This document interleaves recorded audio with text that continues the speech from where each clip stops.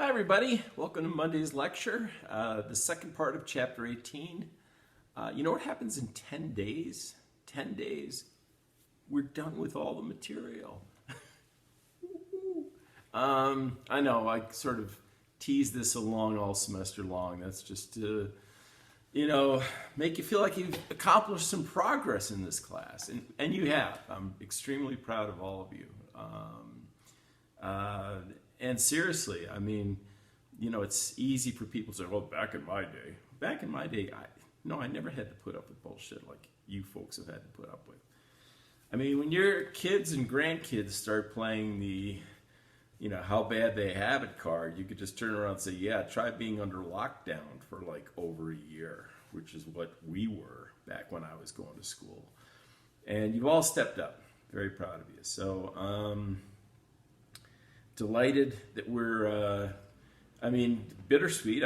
Next semester I will be back in a classroom, so hopefully we'll, poke your head. If you're not taking, maybe you're taking the class, and if you're not taking the class, poke your head into the classroom and say hello, because it'd be nice to see you face to face. So, with all that,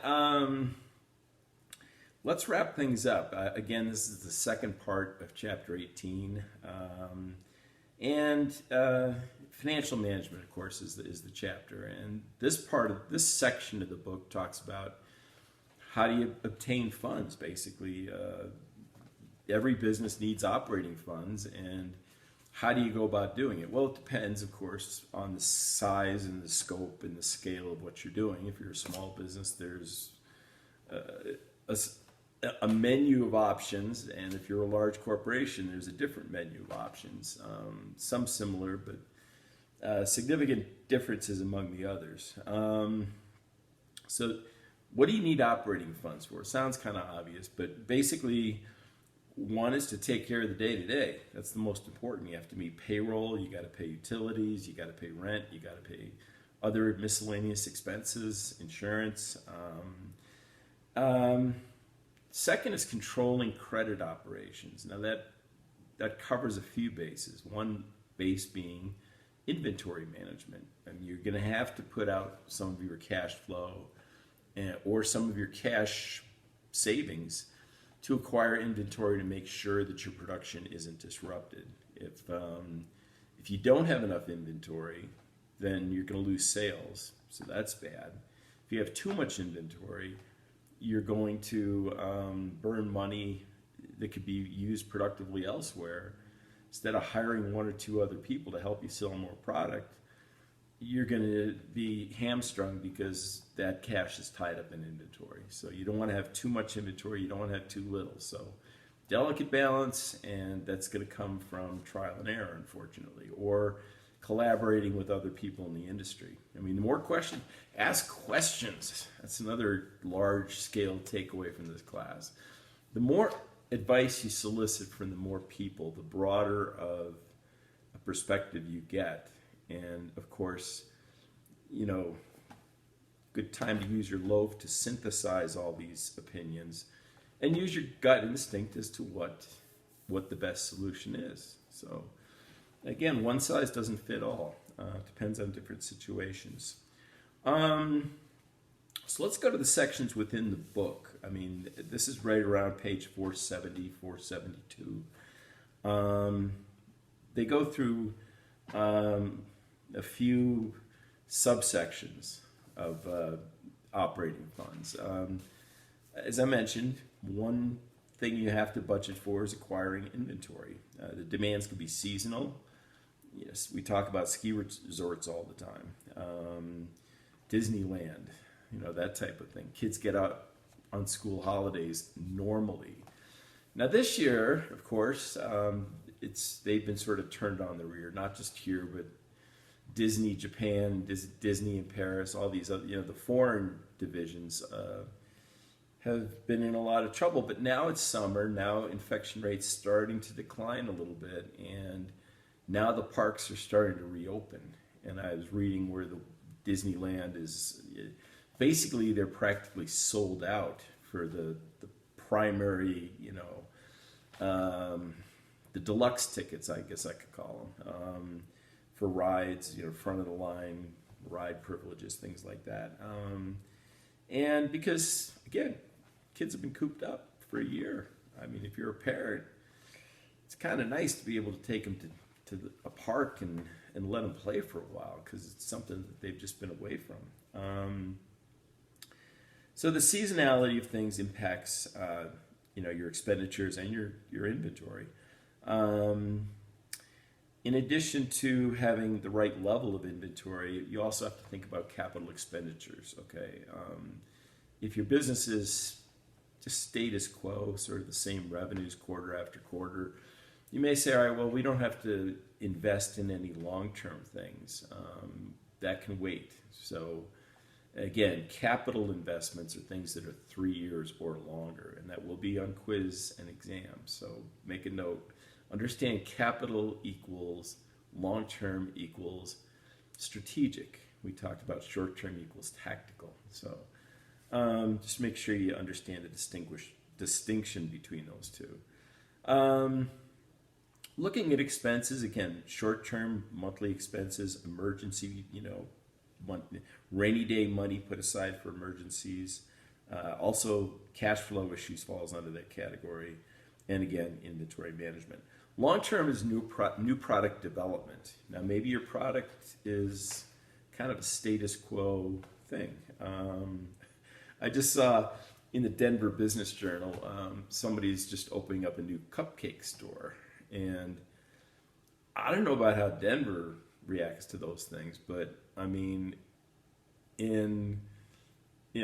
as I like to say, in Los Angeles, people flock to these cupcake places like a possum on a wet bag of groceries. I mean, people are all over a good cupcake, and Sprinkles is the one in Los Angeles that's sort of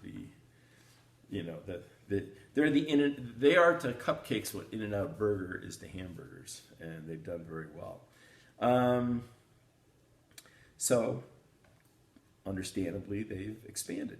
Now, other long-term projects, we talk about, as I say, new product development, capital equipment, that elusive bulldozer that I was trying to think of last week, mergers and acquisitions, and then new market expansion. Okay, do we want to pursue this now? The world is starting to wake up. As I said, it's been in induced coma for the past year and a half. Now that it's starting to come back along and come alert and alive, do we want to expand our market? Possibly. So that's long-term financing. Then the book goes into obtaining short-term financing. And I'll just go through each of the categories mentioned in the book because it'll streamline things for your quiz, and likewise if a final question comes up. Understand what trade credit is. Now, trade credit simply means that the terms will vary based on the amount of time your customer pays you. For example, you as a seller a common industry term is to stipulate terms are 2 and 10 or net 30. That means if you pay within 10 days, you get a 2% discount. If you pay net 30, you don't get any discount. You just get the agreed upon price, but you have 30 days to pay. So net 30 is traditional terms, but if you can accelerate it and pay us an extra 21 days or 20, depending on what month it is, we'll give you an extra 2% discount. So that's common in the industry, and that falls into the category of trade credit. Other ways of obtaining short-term financing is, oh, by the way, and that trade credit, that's the goal of that is to push revenue forward, okay? So you're receiving it, it's in your bank account a lot sooner, and you could do more things with it. The book makes reference to other ways of getting short-term financing, friends and family, the bank of mom and dad. Be careful, though. Clearly, normally there's an understanding between doing business with people and they hopefully know you well enough to understand limits, okay? In other words, I've seen friendships destroyed and families torn apart by irresponsible borrowing from one person or the other. And and that's, sadly, money is something that really strikes a nerve with most people. And going down the friends and family path, it's easy because certainly your friends and your family want to see you succeed, but also if things aren't going so well, it's stressful for them because that's money they kind of counted on getting back at some point. So you want to be careful how you use that. I'll just leave it at that. The book says commercial banks, which are business banks. I also put it in another category here, which are community banks. And I put community banks in there because community banks actually do most of the SBA lending, Small Business Association or Small Business Administration lending. And the reason that they do is the government guarantees a high percentage of an SBA loan. Now, if they're doing terrible as far as giving bad loans out, where these 80% of them default, then the government's just going to shut off their SBA funding. And if they want to do small business loans, they're on the hook themselves because the government's going to say, okay, you've wasted enough of our money. It's time for you to step up and put a stake into it. Commercial banks are basically business banks. They're really not mortgage banks or car loan banks. They're business-to-business lending banks. The book also talks about secured loans versus unsecured loans. A secured loan has collateral behind it. For example, you may wonder, well, how come when I buy a car, the interest rate is much lower than it is on a credit card? It's not to say that the interest rate is really, really low, but it's lower than it is on your credit card because there's collateral behind it. There's an auto behind it, right? And depending on the banks, they're not dummies. They've been doing this for a while. So, I mean, they expect to see some wear and tear and some reduction in value of their collateral. But that's why the interest rates are still high, but not as high as they would be for a credit card. And why is a credit card so high? Because it's an unsecured loan. There's no collateral behind it, okay? So if you default on your credit card, they're really out, period. There's no way for them to recollect that money. And the interest rates that they charge are practically loan shark rates. Someone misses a couple of payments, the interest rates get jacked up 7, 8, 10%, maybe more, I don't know. But it's the case where they really stick it to people who miss a few payments because now they're afraid, we have nothing backing this loan and this person just may default on it. And so we want to get as much money back as we can. And that's why, you'll see your payment will be primarily interest with a little bit of principal. So there's that. Other things businesses do is factoring. Factoring is where you sell some of your accounts receivable to a collection company, and they'll pay you maybe 60 cents on the dollar for those loans, but they keep 100% of what they collect. Now, you're guaranteed 60 cents on the dollar, so if you're having trouble collecting from clients, that may not be a bad deal. So you can sort of explore what kind of rate can I get on factoring if I sell my accounts receivable to somebody, i.e. money people owe me, and they're going to say, all right, we guarantee you 60 cents on the dollar, but we control the collection of it. You say, all right, that's fine. And then they get nasty phone calls from somebody else. So, again, sort of food for thought on that.